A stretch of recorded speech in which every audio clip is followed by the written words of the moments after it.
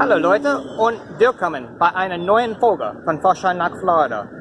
Heute möchte ich mit euch folgendes Thema behandeln. Was mag ich an Florida? Meine Frau und ich sind weder hier geboren noch in Florida aufgewachsen. Ich komme aus Baltimore, Maryland und sie kommt aus Cleveland, Ohio. Dennoch sind wir typische Florida-Bewohner. Laut der US-Statistikbehörde sind nur 36% der Einwohner Floridas auch hier geboren. Meine Frau und ich leben in Florida bereits seit 20 Jahren. Wir haben unsere 3 Kinder hier aufgezogen. Wir fühlen uns hier wie zu Hause. Gerne möchte ich in diesem Video 6 Dinge, die ich an Florida mag, mit euch teilen. Los geht's!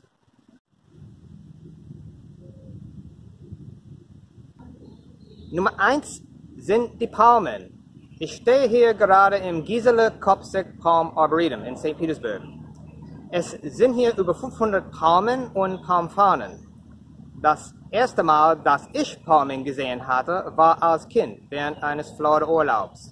Wie schon gesagt, komme ich aus Baltimore, was im Norden der USA liegt. Als ich unter den Palmen stand, hatte ich das Gefühl, dass ich in ein tropisches Paradies gekommen war.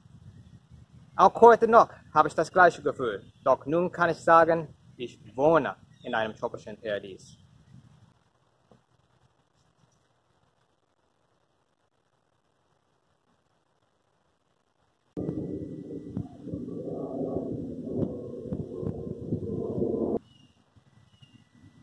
Are those ibises?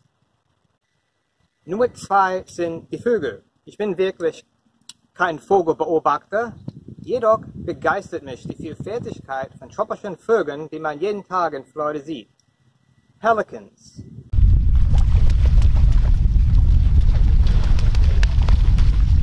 Egrets,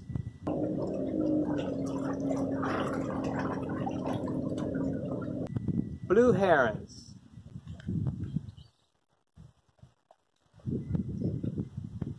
Anhingas,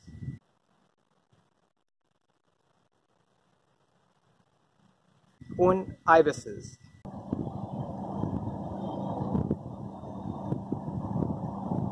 Dies sind nur ein paar Beispiele. Es ist nicht ungewöhnlich, morgens ein Egret oder ein Blue Heron neben meinem Schwimmbad zu sehen. Nummer 3 sind die Sommergewitter. Das Sommerwetter in Florida hat ein Muster. Morgens ist es normalerweise sonnig und klar, wie heute. Die Temperatur und die Luftfeuchtigkeit steigen tagsüber bis zum Nachmittag, sodass ein Gewitter in der Luft liegt. Auf einmal wird der Himmel dunkel.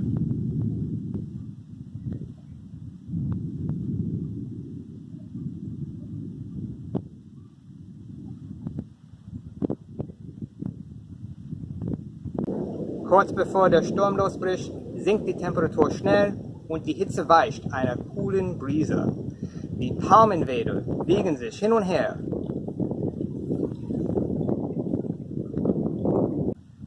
Die Sommergewitter können intensiv sein, aber normalerweise gehen sie schnell vorbei. Bald danach wird das Wetter wieder einmal sonnig, klar und heiß. Nummer 4 mag komisch klingen. Trotzdem finde ich diese Kreaturen faszinierend. Nummer 4 ist folgendes: Echsen. Genauer gesagt Anoles. Es gibt Green Anoles und Brown Anoles. Die Green Anoles sind in Florida beheimatet.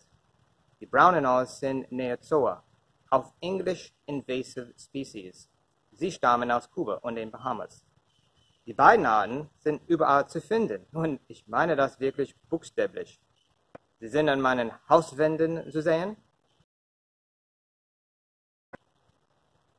auf dem Patio-Screen oder Fliegenschutztür, im Spülbecken und anscheinend sind sie katholisch. Ja, ich mag diese Kreaturen, weil sie mir eine weitere Erinnerung sind, dass ich in den Tropen wohne.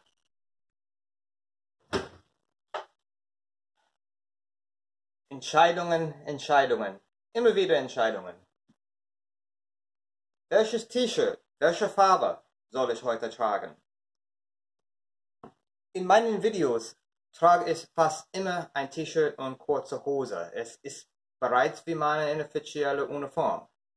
Florida ist ein lässiger, lockerer Staat. Wegen der warmen Temperaturen kleiden wir uns gerne leger.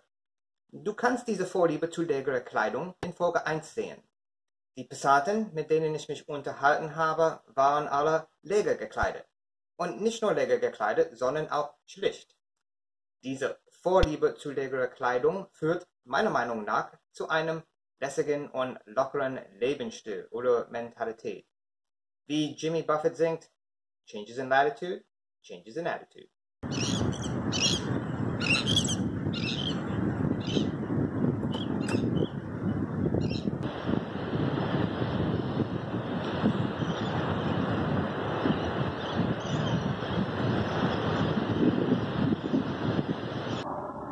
Und zu guter Letzt, Nummer 6, die Strände. Natürlich.